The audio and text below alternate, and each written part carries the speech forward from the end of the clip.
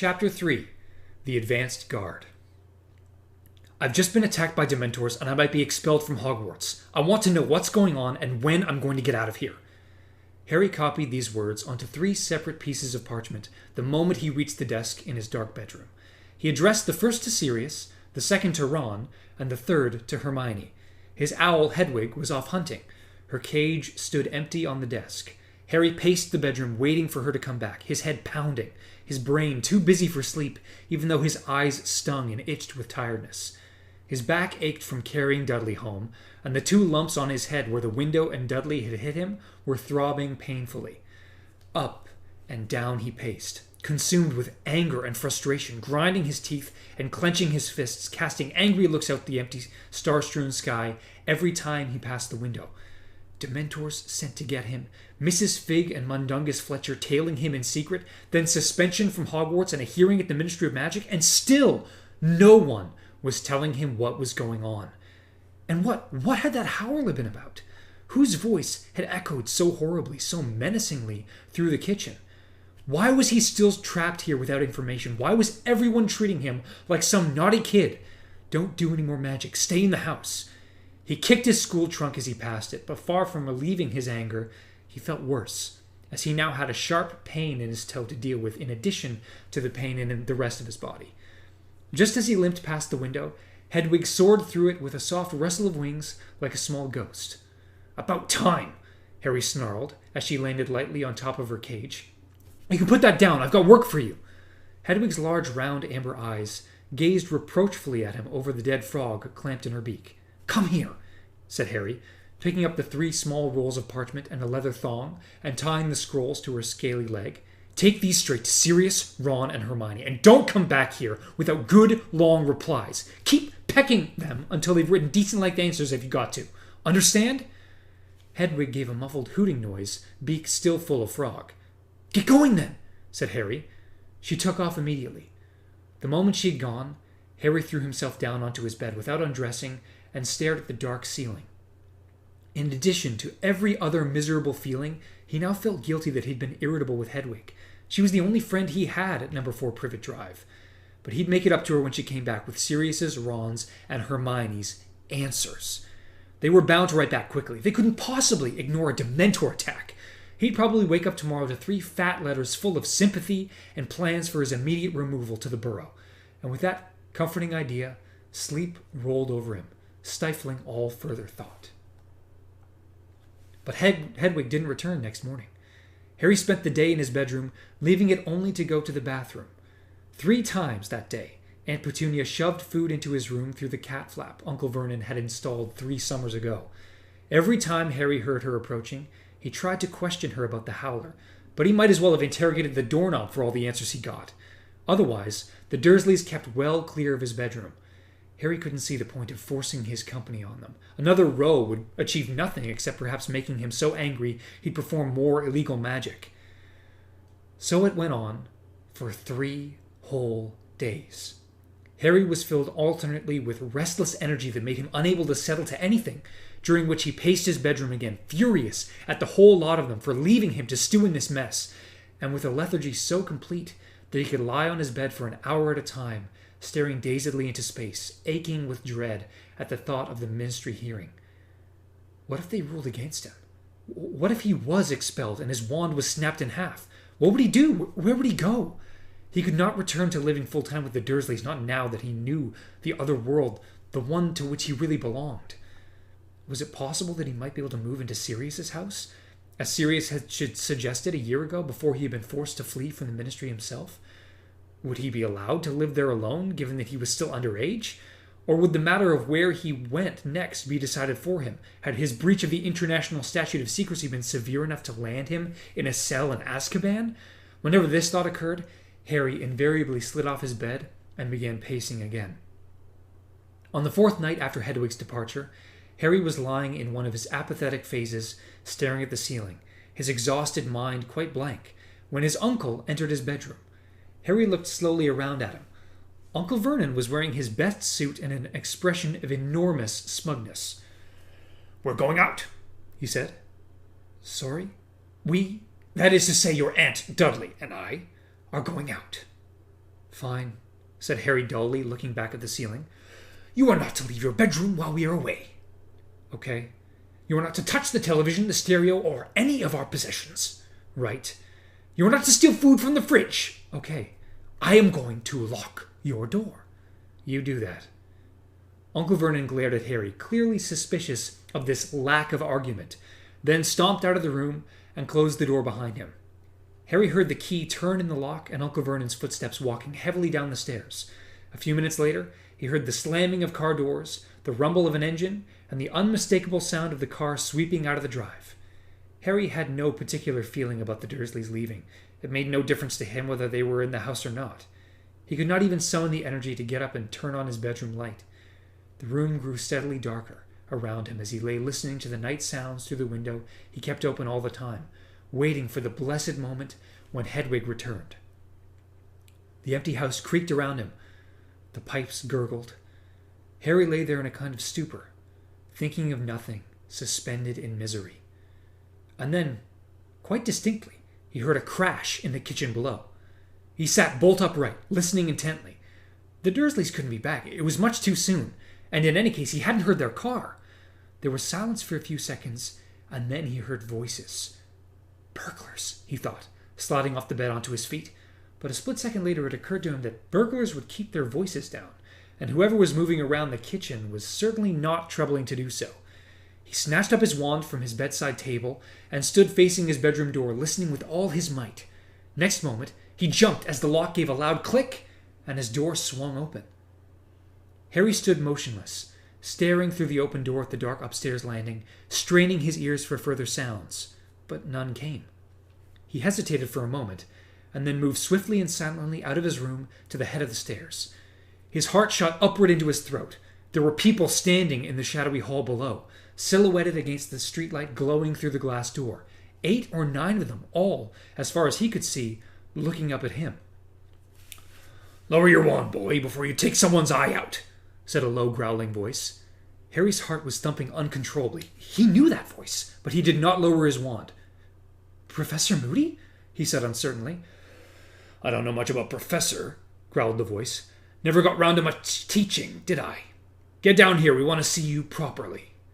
Harry lowered his wand slightly, but did not relax his grip on it, nor did he move. He had very good reason to be suspicious. He had recently spent 9 months in what he had thought was Mad-Eye Moody's company, only to find out that it wasn't Moody at all, but an impostor. An impostor, moreover, who had tried to kill Harry before being unmasked.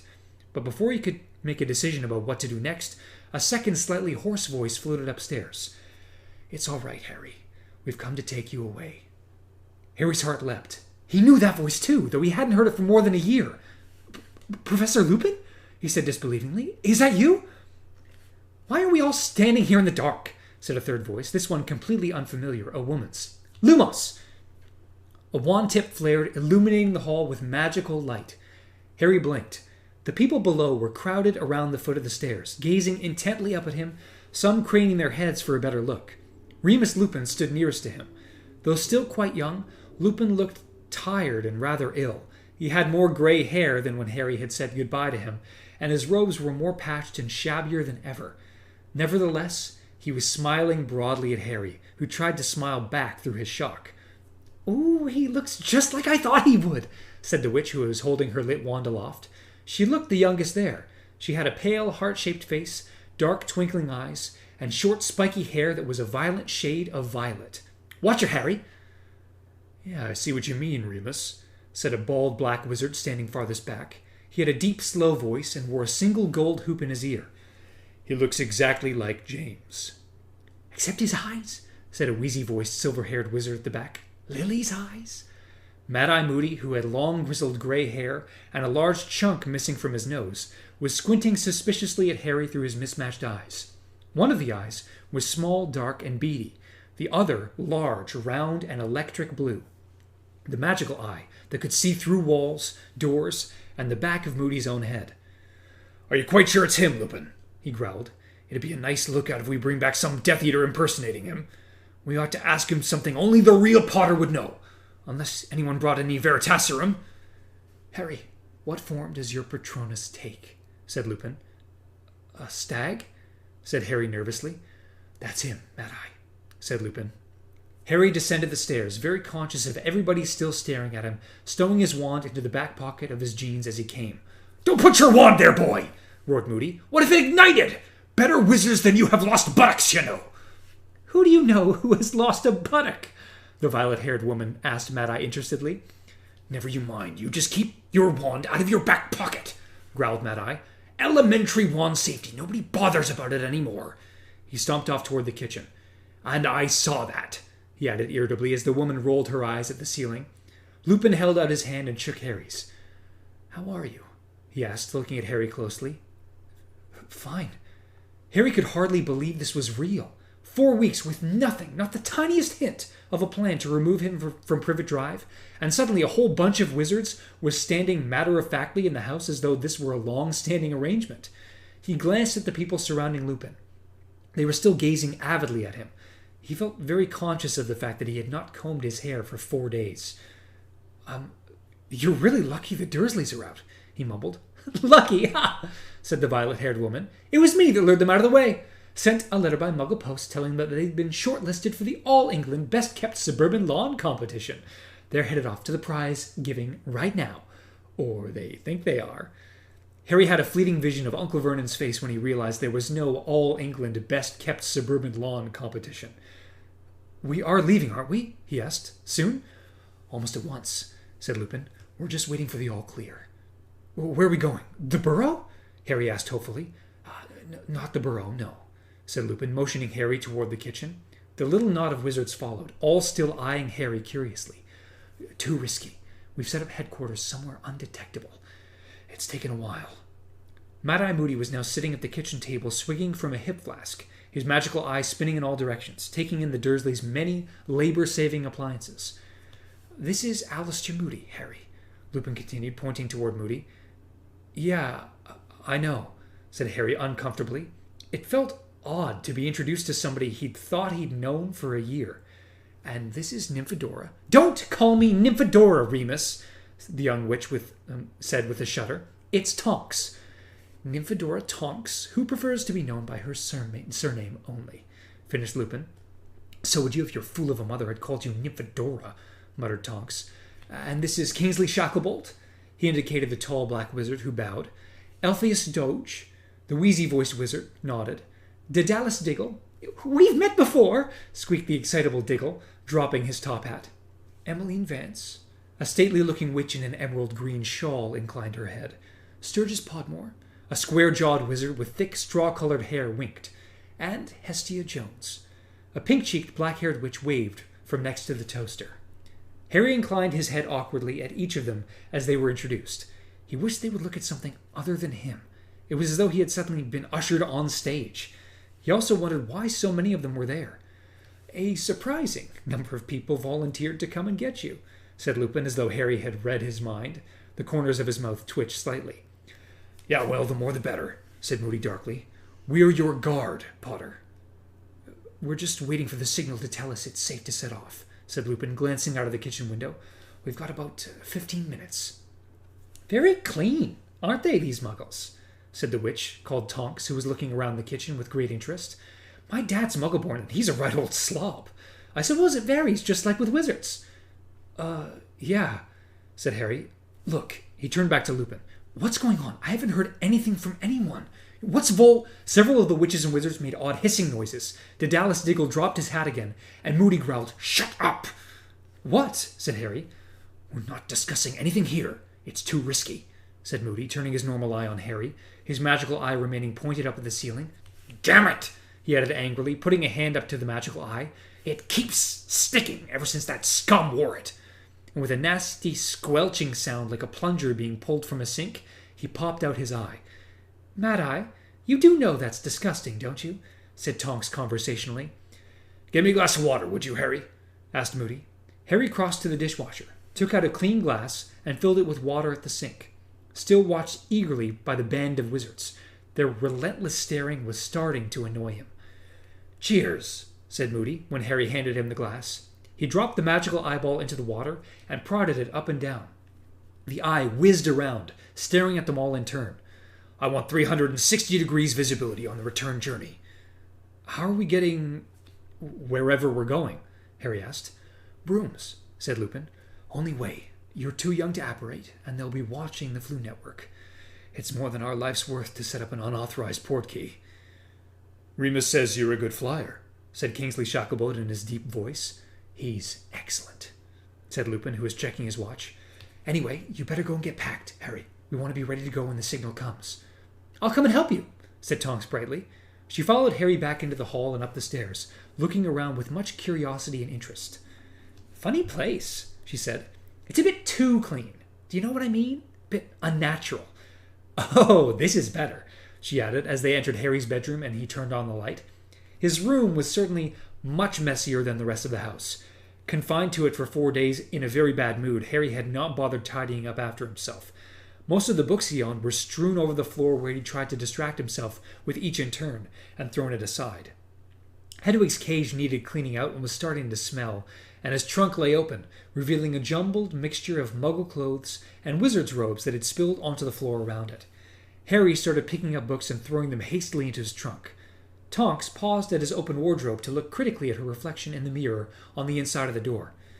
You know, I don't think purple's really my color, she said pensively, tugging at a lock of spiky hair. Do you think it makes me look a bit peaky? Said Harry, looking up at her over the top of Quidditch teams of Britain and Ireland. Yeah, it does, said Tonks decisively.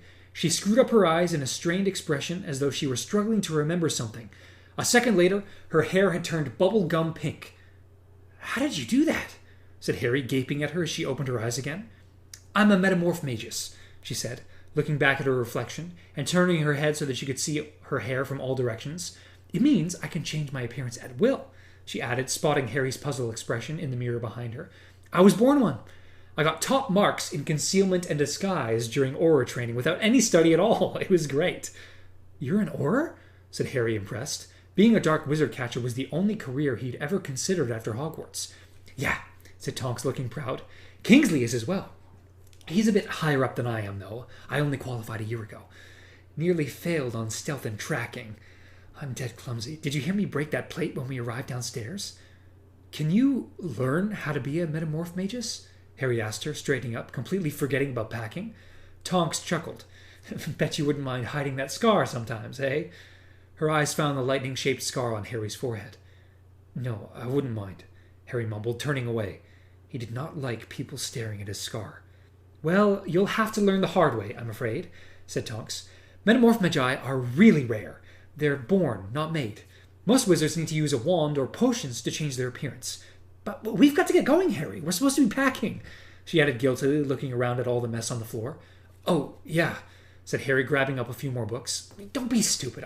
It'll be much quicker if I... Pack! Cried Tonks, waving her wand in a long, sweeping movement over the floor. Books, clothes, telescope, and scales all soared into the air and flew pell-mell into the trunk. It's not very neat, said Tonks, walking over to the trunk and looking down at the jumble inside. My mom's got this knack of getting stuff to fit itself in neatly. She even gets the socks to fold themselves, but I've never mastered how she does it. It's a kind of flick. She flicked her wand hopefully. One of Harry's socks gave a feeble sort of wiggle and flopped back on top of the mess within. Ah, well, said Tonks, slamming the trunk's lid shut. At least it's all in. That could do with a bit of cleaning, too. Scourgify! She pointed her wand at Hedwig's cage. A few feathers and droppings vanished. Well, that's a bit better. I've never quite got the hang of these sort of householdy spells. Right, got everything? Cauldron? Broom? Wow, a firebolt? Her eyes widened as they fell on the broomstick in Harry's right hand. It was his pride and joy, a gift from Sirius, an international standard broomstick. And I'm still riding a Comet 260, said Tonks enviously. Ah, well. Wand still in your jeans? Both buttocks still on? Okay, let's go. Locomotor trunk. Harry's trunk rose a few inches into the air. Holding her wand like a conductor's baton, Tonks made it hover across the room and out of the door ahead of them. Hedwig's cage in her left hand. Harry followed her down the stairs carrying his broomstick. Back in the kitchen, Moody had replaced his eye, which was spinning so fast after its cleaning it made Harry feel sick. Kingsley Shacklebolt and Sturgis Podmore were examining the microwave, and Hestia Jones was laughing at a potato peeler she had come across while rummaging in the drawers. Lupin was sealing a letter addressed to the Dursleys. Excellent, said Lupin, looking up as Tonks and Harry entered. We've got about a minute, I think. We should probably get out into the garden so we're ready. Harry, I've left a letter telling your aunt and uncle not to worry. They won't, said Harry. That you're safe. That'll just depress them. And you'll see them next summer. Do I have to? Lupin smiled, but made no answer. Come here, boy, said Moody gruffly, beckoning Harry toward him with his wand. I need to disillusion you. You need to what? Said Harry nervously. Disillusionment charm, said Moody, raising his wand. Lupin says you've got an invisibility cloak, but it won't stay on while we're flying. This'll disguise you better. Here you go. He rapped Harry hard on top of the head, and Harry felt a curious sensation, as though Moody had just smashed an egg there. Cold trickles seemed to be running down his body from the point the wand had struck. Nice one, Mad-Eye, said Tonks appreciatively, staring at Harry's midriff. Harry looked down at his body, or rather what had been his body, for it didn't look like anything like his anymore. It was not invisible. It had simply taken on the exact color and texture of the kitchen unit behind him. He seemed to have become a human chameleon. Come on, said Moody, unlocking the back door with his wand. They all stepped outside onto Uncle Vernon's beautifully kept lawn. Clear night, grunted Moody, his magical eyes scanning the heavens. Could have done with a bit more cloud cover. Right, you, he barked at Harry. We're going to be flying in close formation. Tonks will be right in front of you. Keep close on her tail. Lupin will be covering you from below. I'm going to be behind you. The rest will be circling us.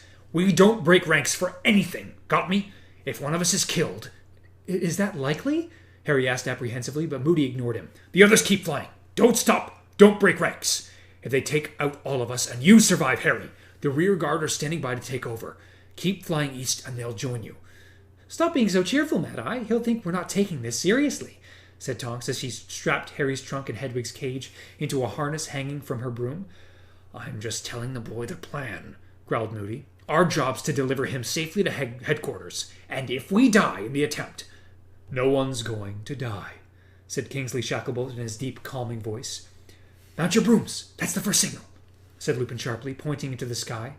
Far, far above them, a shower of bright red sparks had flared among the stars. Harry recognized them at once as wand sparks. He swung his right leg over his firebolt, gripped its handle tightly, and felt it vibrating very slightly as though it was as keen as he was to be up in the air once more. Second signal, let's go, said Lupin loudly as more sparks, green this time, exploded high above them. Harry kicked off hard from the ground. The cool night air rushed through his hair as the neat square gardens of Privet Drive fell away, shrinking rapidly into a patchwork of dark greens and blacks, and every thought of the ministry hearing was swept from his mind as though a rush of air had blown it out of his head. He felt as though his heart was going to explode with pleasure. He was flying again, flying away from Privet Drive, as he had been fantasizing about all summer. He was going home. For a few glorious moments, all his problems seemed to recede into nothing, insignificant in the vast, starry sky. Hard left! Hard left! There's a Muggle looking up! Shouted Moody from behind them. Tonks swerved and Harry followed her, watching his trunk swinging wildly beneath her broom. We need more height! Give it another quarter of a mile! Harry's eyes watered in the chill as they soared upward.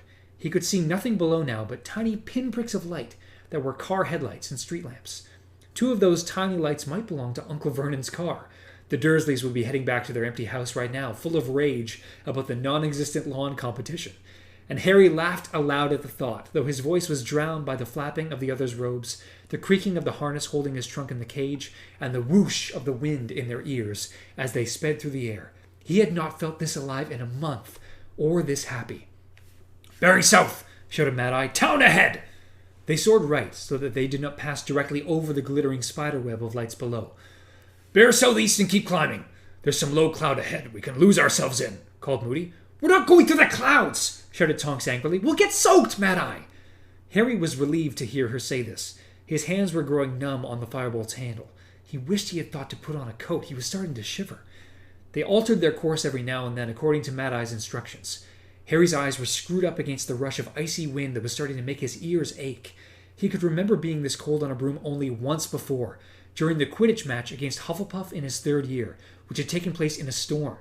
The guard around him was circling continuously like giant birds of prey. Harry lost track of time. He wondered how long they had been flying. It felt like an hour at least. Turning southwest, yelled Moody. We want to avoid the motorway. Harry was now so chilled that he thought longingly for a moment of the snug, dry interiors of the cars streaming along below, then even more longingly of traveling by flue powder. It might be uncomfortable to spin around in fireplaces, but it was at least warm in the flames. Kingsley Shacklebolt swooped around him, bald pate and earring gleaming slightly in the moonlight. Now Emmeline Vance was on his right, her wand out, her head turning left and right. Then she too swooped over him to be replaced by Sturgis Podmore. "We ought to double back for a bit just to make sure we're not being followed," Moody shouted. "Are you mad, Mad-Eye?" Tonks screamed from the front. "We're all frozen to our brooms. If we keep going off course, we're not going to get there until next week. We're nearly there now." "Time to start the descent," came Lupin's voice. "Follow Tonks, Harry." Harry followed Tonks into a dive. They were heading for the largest collection of lights he had yet seen, a huge, sprawling, crisscrossing mass, glittering in lines and grids, interspersed with patches of deepest black. Lower and lower they flew, until Harry could see individual headlights and street lamps, chimneys and television aerials. He wanted to reach the ground very much, though he felt sure that someone would have to unfreeze him from his broom. "Here we go!" called Tonks, and a few seconds later she landed. Harry touched down right behind her and dismounted on a patch of unkept grass in the middle of a small square. Tonks was already unbuckling Harry's trunk. Shivering, Harry looked around. The grimy fronts of the surrounding houses were not welcoming. Some of them had broken windows, glimmering dully in the light from the street lamps. Paint was peeling away from many of the doors, and heaps of rubbish lay outside several sets of the front steps. "Where are we?" Harry asked, but Lupin said quietly, "In a minute." Moody was rummaging in his cloak, his gnarled hands clumsy with cold. "Got it," he muttered, raising what looked like a silver cigarette lighter into the air and clicking it. The nearest street lamp went out with a pop. He clicked the unlighter again. The next lamp went out. He kept clicking until every lamp in the square was extinguished, and the only light in the square came from the curtained windows and the sickle moon overhead. "Borrowed it from Dumbledore," growled Moody, pocketing the put-outer. "That'll take care of any muggles looking out of the windows, see? Now, come on, quick." He took Harry by the arm and led him from the patch of grass across the road and onto the pavement. Lupin and Tonks followed, carrying Harry's trunk between them, the rest of the guard, all with their wands out, flanking them. The muffled pounding of a stereo was coming from an upper window in the nearest house. A pungent smell of rotting rubbish came from the pile of bulging bin bags just inside the broken gate. "Here," Moody muttered, thrusting a piece of parchment toward Harry and his disillusioned hand, and holding it, his lit wand close to it so as to illuminate the writing. "Read quickly and memorize." Harry looked down at the piece of paper. The narrow handwriting was vaguely familiar. It said, "The headquarters of the Order of Phoenix may be found at number 12, Grimmauld Place, London." Chapter 4. Number 12, Grimmauld Place. "What's the Order of the—" Harry began. "Not here, boy," snarled Moody. "Wait till we're inside." He pulled the piece of parchment out of Harry's hand and set fire to it with his wand tip. As the message curled into flames and floated to the ground, Harry looked around at the houses again. They were standing outside number 11. He looked to the left and saw number 10. To the right, however, was number 13. "But where's—" "Think about what you've just memorized," said Lupin quietly. Harry thought, and no sooner had he reached the part about number 12 Grimmauld Place than a battered door emerged out of nowhere between numbers 11 and 13, followed swiftly by dirty walls and grimy windows. It was as though an extra house had inflated, pushing those on either side out of its way. Harry gaped at it. The stereo in number 11 thudded on. Apparently the muggles inside hadn't even felt anything. "Come on, hurry," growled Moody, prodding Harry in the back. Harry walked up the worn stone steps, staring at the newly materialized door. Its black paint was shabby and scratched. The silver door knocker was in the form of a twisted serpent. There was no keyhole or letterbox. Lupin pulled out his wand and tapped the door once. Harry heard many loud metallic clicks and what sounded like the clatter of a chain. The door creaked open. "Get in, quick, Harry," Lupin whispered. "But don't go far inside and don't touch anything." Harry stepped over the threshold into the almost total darkness of the hall. He could smell damp dust and a sweetish rotting smell. The place had the feeling of a derelict building. He looked over his shoulder and saw the others filing in behind him, Lupin and Tonks carrying his trunk and Hedwig's cage.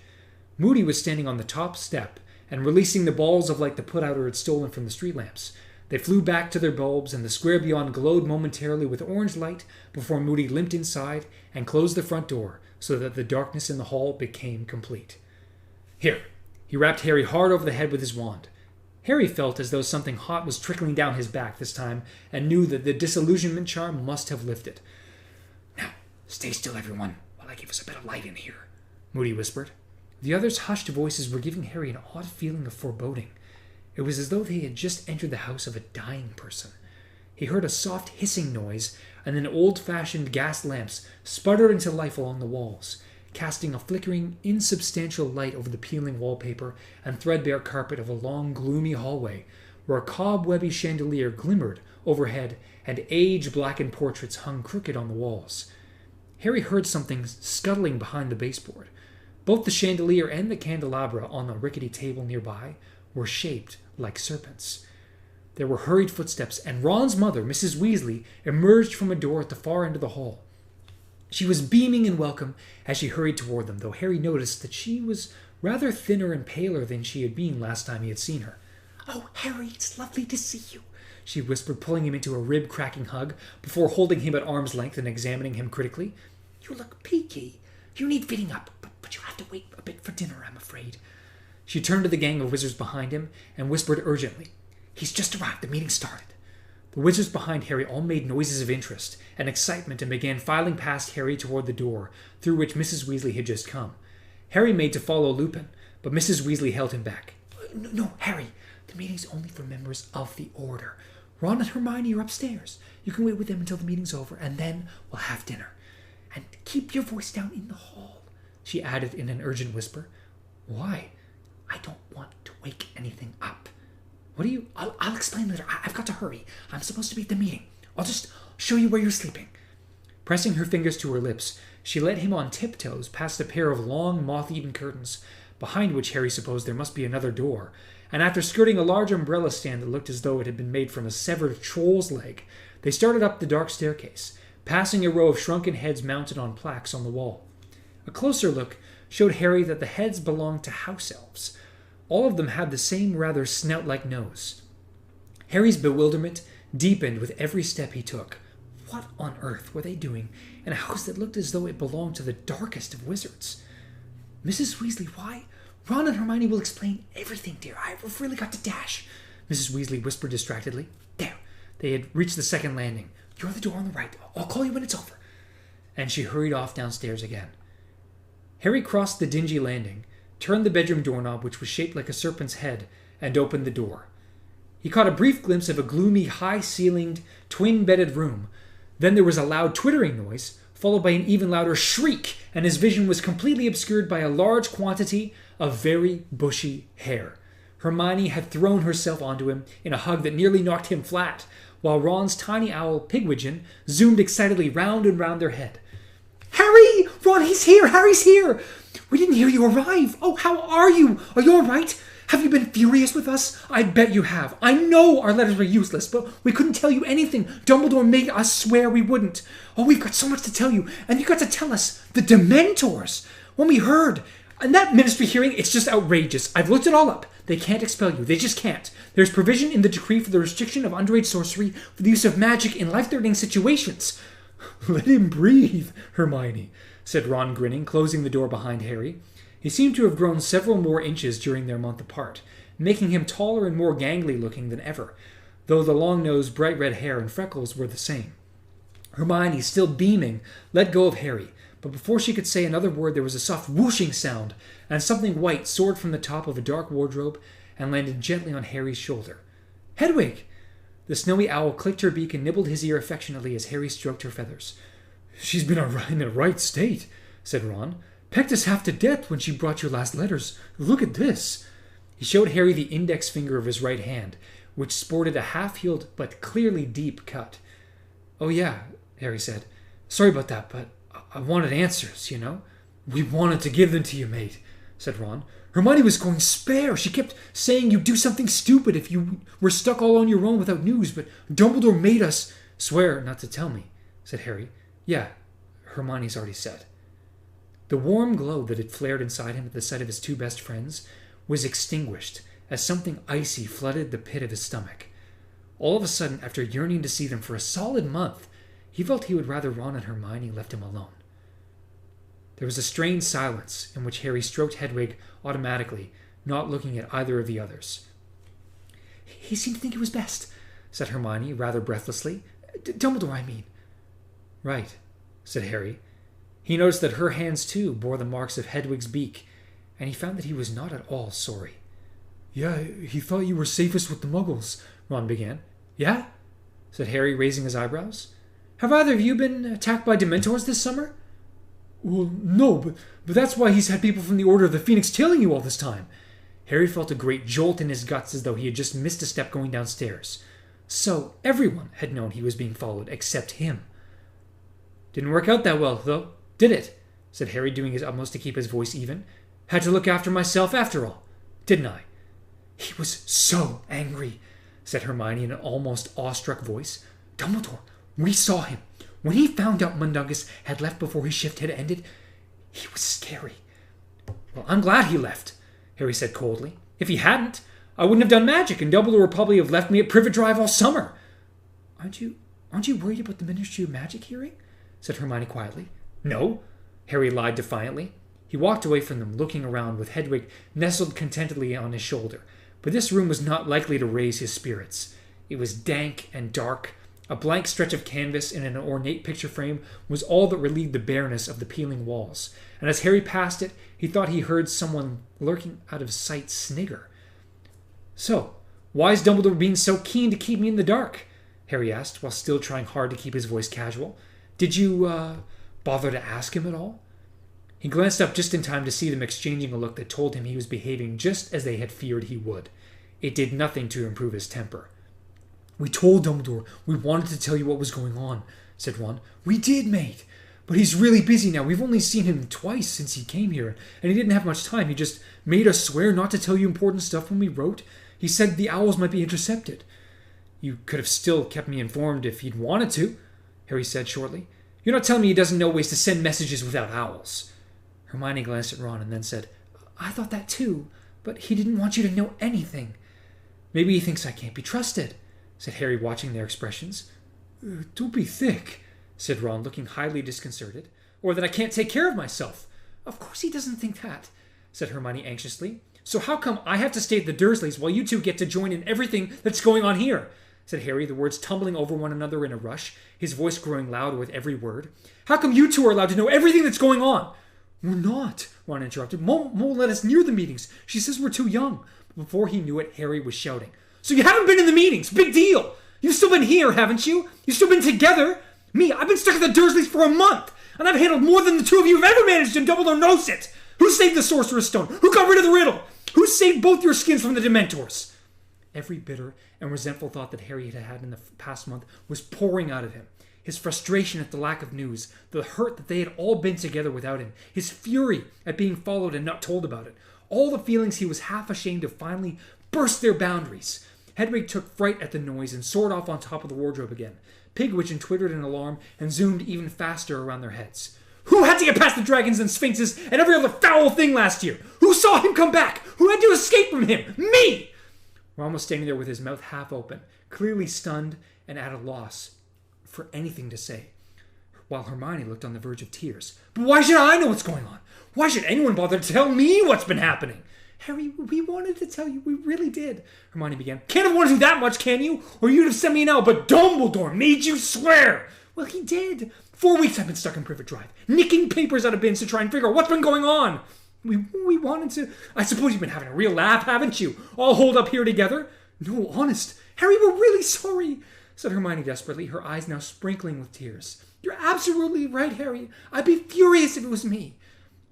Harry glared at her, still breathing deeply, then turned away from them again, pacing up and down. Hedwig hooted glumly from the top of the wardrobe. There was a long pause, broken only by the mournful creak of the floorboards below Harry's feet. "What is this place, anyway?" he shouted at Ron and Hermione. "Headquarters of the Order of the Phoenix," said Ron at once. "Is anyone going to bother telling me what the Order of the Phoenix—" "It's a secret society," said Hermione quickly. "Dumbledore's in charge. He founded it. It's the people who fought against you-know-who last time." "Who's in it?" said Harry, coming to a halt with his hands in his pockets. "Quite a few people. We've met about 20 of them, said Ron, but we think there are more. Harry glared at them. Well? He demanded, looking from one to the other. Said Ron. Well, what? Voldemort! Said Harry furiously, and both Ron and Hermione winced. What's happening? What's he up to? Where is he? What are we doing to stop him? We've told you, the Order don't let us in on their meetings, said Hermione nervously, so we don't know the details, but we've got a general idea, she added hastily, seeing the look on Harry's face. Fred and George have invented extendable ears, see? Said Ron. They're really useful. Extendable ears, yeah. Only we've had to stop using them lately because Mum found out and went berserk. Fred and George had to hide them all to stop Mum binning them. But we got a good bit of use out of them before Mum realized what was going on. We know some of the Order are following known Death Eaters, keeping tabs on them, you know. Some of them are working on recruiting more people to the Order, said Hermione. And some of them are standing guard over something, said Ron. They're always talking about guard duty. Couldn't have been me, could it? Said Harry sarcastically. Oh, yeah, said Ron with a look of dawning comprehension. Harry snorted. He walked around the room again, looking anywhere but at Ron and Hermione. So what have you two been doing if you're not allowed in the meetings? He demanded. You said you'd been busy. We have, said Hermione quickly. We've been decontaminating this house. It's been empty for ages, and stuff's been breeding in here. We've managed to clean out the kitchen, most of the bedrooms, and I think we're doing the drawing room tomorrow. Ah! With loud cracks, Fred and George, Ron's elder twin brothers, had materialized out of thin air in the middle of the room. Pigwidgeon twittered more wildly than ever and zoomed off to join Hedwig on top of the wardrobe. Stop doing that! Hermione said weakly to the twins, who were as vividly red-haired as Ron, though stockier and slightly shorter. Hello, Harry, said George, beaming at him. We thought we heard your dulcet tones. You don't want to bottle up your anger like that, Harry. Let it all out, said Fred, also beaming. There might be a couple of people 50 miles away who didn't hear you. You two passed your apparition tests, then? Said Harry grumpily. With distinction, said Fred, who was holding what looked like a piece of very long, flesh-colored string. Would have taken you about 30 seconds longer to walk down the stairs, said Ron. Time is galleons, little brother, said Fred. Anyway, Harry, you're interfering with reception. Extendable ears, he added in response to Harry's raised eyebrows, holding up the string, which Harry now saw was trailing out onto the landing. We're trying to hear what's going on downstairs. You want to be careful, said Ron, staring at the ear. If Mum sees one of them again, it's worth the risk. That's a major meeting they're having tonight, said Fred. The door opened and a long mane of red hair appeared. Oh, hello, Harry, said Ron's younger sister, Ginny. I thought I heard your voice.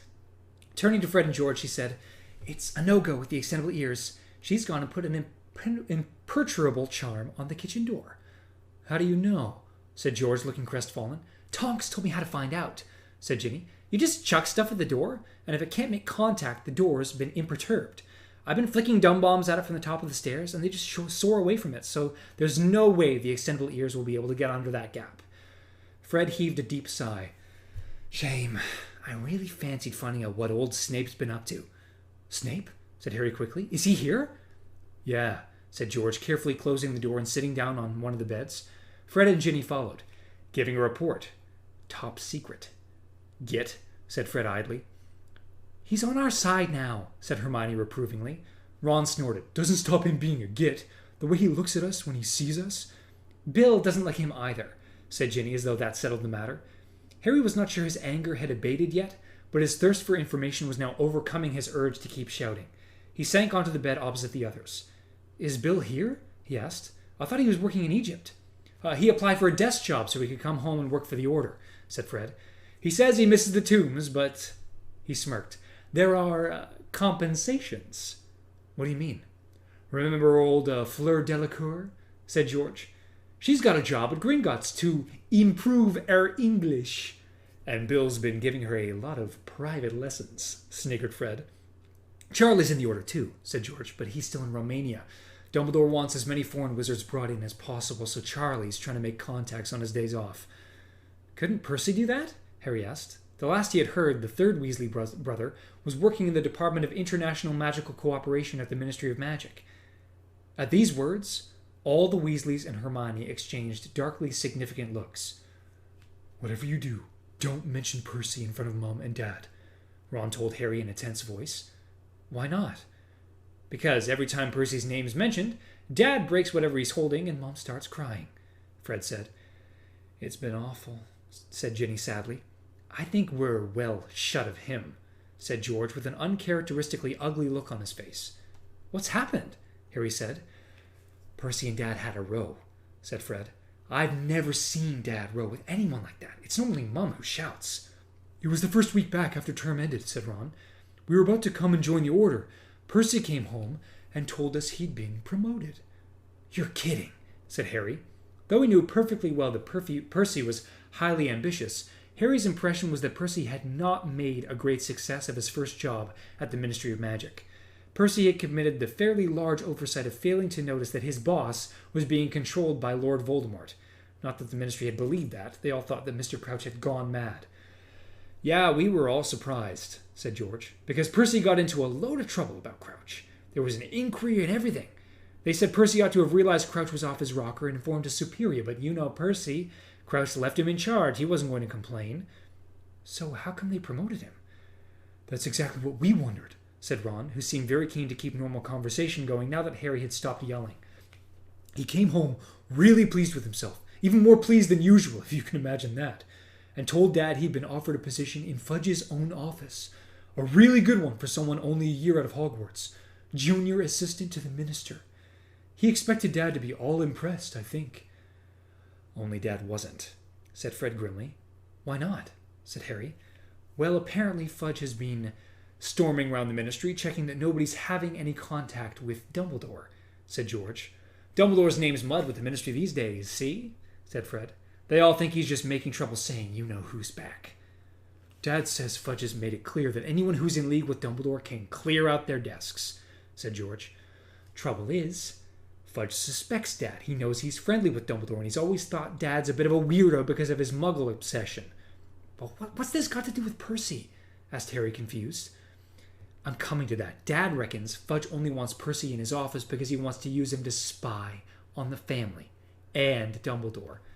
Harry let out a low whistle. Bet Percy loved that. Ron laughed in a hollow sort of way. He went completely berserk. He said loads of terrible stuff. He said he's been having to struggle against Dad's lousy reputation ever since he joined the ministry, and that Dad's got no ambition, and that's why we've always been, not had a lot of money, I mean. What? Said Harry in disbelief, and Ginny made a noise like an angry cat. I know, said Ron in a low voice. And it got worse. He said Dad was an idiot to run around with Dumbledore, that Dumbledore was heading for big trouble, and Dad was going to go down with him, and that he, Percy, knew where his loyalty lay, and it was with the ministry. And if Mum and Dad were going to become traitors to the ministry, he was going to make sure everyone knew he didn't belong to our family anymore. And he packed his bags the same night and left. He's living here in London now. Harry swore under his breath. He had always liked Percy least of Ron's brothers, but he had never imagined he would say such things to Mr. Weasley. Mum's been in a right state, said Ron. Crying and stuff. She came up to London to try and talk to Percy, but he slammed the door in her face. I don't know what if he does when he meets Dad at work. Ignores him, I suppose. But Percy must know Voldemort's back, said Harry slowly. He's not stupid. He must know your Mum and Dad wouldn't risk everything without proof. Yeah, well, your name got dragged into the row, said Ron, shooting Harry a furtive look. Percy said the only evidence was your word, and I don't know, he didn't think he was good enough. Percy takes the Daily Prophet seriously, Hermione said tartly, and the others all nodded. What are you talking about? Harry asked, looking around at them all. They were all regarding him warily. Haven't you been getting the Daily Prophet? Hermione asked nervously. Yeah, I have, said Harry. Have you been reading it thoroughly? Hermione asked, still more anxiously. Not cover to cover, said Harry defensively. If they were going to report anything about Voldemort, it would be headline news, wouldn't it? The others flinched at the sound of the name. Hermione hurried on. Well, you'd need to read it cover to cover to pick it up, but they mention you a couple of times a week. But I'd have seen, not if you've only been reading the front page, you wouldn't, said Hermione, shaking her head. I'm not talking about big articles. They just slip you in, like you're a standing joke. It's quite nasty, actually, said Hermione in a voice of forced calm. They're just building on Rita's stuff. But she's not writing for them anymore, is she? Oh no, she's kept her promise. Not that she's got any choice, Hermione added with satisfaction, but she laid the foundation for what they're trying to do now. Which is what? Said Harry impatiently. Okay, you know she wrote that you were collapsing all over the place and saying your scar was hurting and all that? Yeah, said Harry, who was not likely to forget Rita Skeeter's stories about him in a hurry. Well, they're writing about you as though you're this deluded, attention-seeking person who thinks he's a great tragic hero or something, said Hermione very fast, as though it would be less unpleasant for Harry to hear these facts quickly. They keep slipping in snide comments about you. If some far-fetched story appears, they say something like, a tale worthy of Harry Potter, and if anyone has a funny accident or something, let's hope he hasn't got a scar on his forehead, or we'll be asked to worship him next. I don't want anyone to worship, Harry began hotly. I know you don't, said Hermione quickly, looking frightened. I know, Harry, but you see what they're doing. They want to turn you into somebody nobody will believe. Fudge is behind it. I'll bet anything. They want wizards on the street to think you're just some stupid boy who's a bit of a joke, who tells ridiculous tall stories because he loves being famous and wants to keep it going. I didn't want... Voldemort killed my parents, Harry spluttered. I got famous because he murdered my family but couldn't kill me. Who wants to be famous for that? Don't you think I'd rather it had never...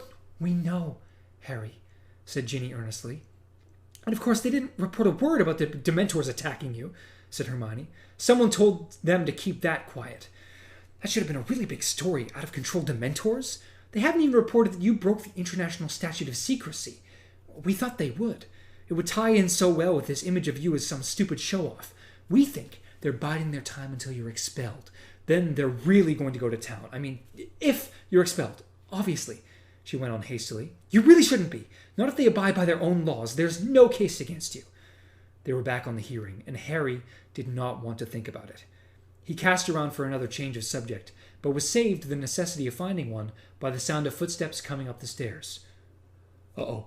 Fred gave the extendable ear a hearty tug, and there was another loud crack as he and George vanished. Seconds later, Mrs. Weasley appeared in the bedroom doorway. The meeting's over. You can come down and have dinner now. Everyone's dying to see you, Harry. And who's left all those dung bombs outside the kitchen door? Crookshanks, said Ginny unblushingly. He loves playing with them. Oh, said Mrs. Weasley. I thought it might have been Creature. He keeps doing odd things like that. Now don't forget to keep your voices down in the hall. Ginny, your hands are filthy. What have you been doing? Go and wash them before dinner, please. Ginny grimaced at the others and followed her mother out of the room, leaving Harry alone with Ron and Hermione again. Both of them were watching him apprehensively, as though they feared that he would start shouting again, now that everyone else had gone. The sight of them looking so nervous made him feel slightly ashamed. Look, he muttered, but Ron shook his head and Hermione said quietly, We knew you'd be angry, Harry. We really don't blame you. But you've got to understand, we did try and persuade Dumbledore. Yeah, I know, said Harry grudgingly. He cast around for a topic to change the subject from Dumbledore. The very thought of him made Harry's inside burn with anger again. Who's Creature? He asked. The house elf who lives here, said Ron. Nutter. Never met one like him. Hermione frowned at Ron. He's not a nutter, Ron. His life's ambition is to have his head cut off and stuck up on a plaque just like his mother, said Ron irritably. Is that normal, Hermione?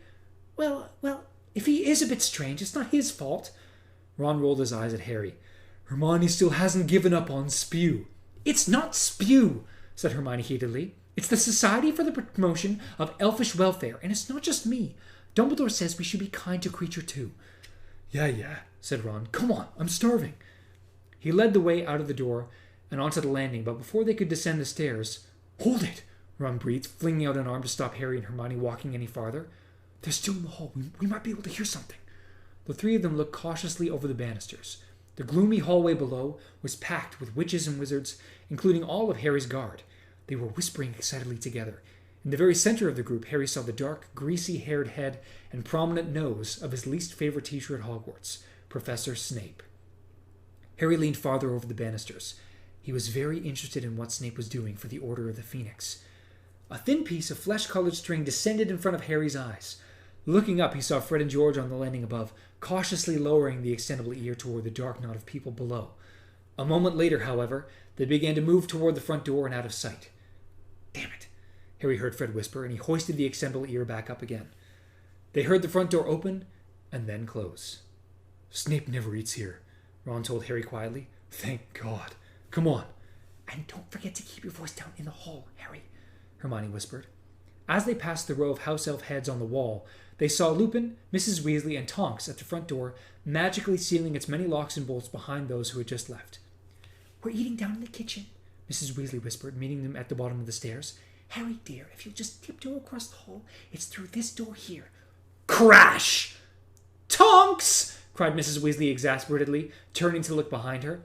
"I'm sorry," wailed Tonks, who was laying flat on the floor. "It's that stupid umbrella stand. That's the second time I've tripped over."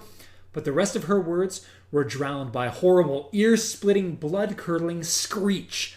The moth-eaten velvet curtains Harry had passed earlier had flown apart, but there was no door behind them.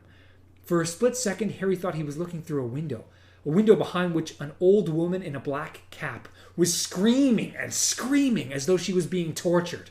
Then he realized it was simply a life-size portrait of the most realistic and most unpleasant he had ever seen in his life. The old woman was drooling. Her eyes were rolling. The yellowing skin of her face stretched taut as she screamed. And all along the hall behind them, the other portraits awoke and began to yell too, so that Harry actually screwed up his eyes at the noise and clapped his hands over his ears. Lupin and Mrs. Weasley darted forward and tried to tug the curtains shut over the old woman, but they would not close, and she screeched louder than ever, brandishing clawed hands as though trying to tear at their faces. "Filth! Scum! Byproducts of dirt and vileness! Half-breed mutants! Freaks! Be gone from this place! How dare you befoul the house of my fathers!" Tonks apologized over and over again, at the same time dragging the huge, heavy troll's leg back off the floor. Mrs. Weasley abandoned the attempt to close the curtains and hurried up and down the hall, stunning all the other portraits with her wand. Then a man with long black hair came charging out of a door facing Harry. "Shut up, you horrible hag! Shut up!" he roared, seizing the curtain Mrs. Weasley had abandoned. The old woman's face blanched. "You!" she howled, her eyes popping at the sight of the man. "Blood traitor! Abomination! Shame of my flesh!" "I said, shut up!" roared the man, and with a stupendous effort, he and Lupin managed to force the curtains closed again. The old woman's screeches died, and an echoing silence fell. Panting slightly, and sweeping his long dark hair out of his eyes, Harry's godfather, Sirius, turned to face him. "Hello, Harry," he said grimly. "I see you've met my mother."